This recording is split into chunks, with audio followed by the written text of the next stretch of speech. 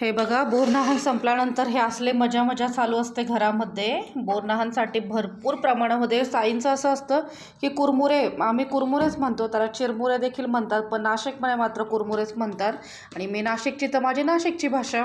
मग ते कुरमुरे आहे ना, त्याचं प्रमाण कधी कमी पडायचं नाही, कारण कधी किती लोक येतील वगैरे काय सांगता येत नाही ना. आपल्यालाही सगळ्यांना हवेच म्हणून जास्त प्रमाणात कुरमुरे घेतात. मग ते जे आले त्यांना पण दिल्या जातं.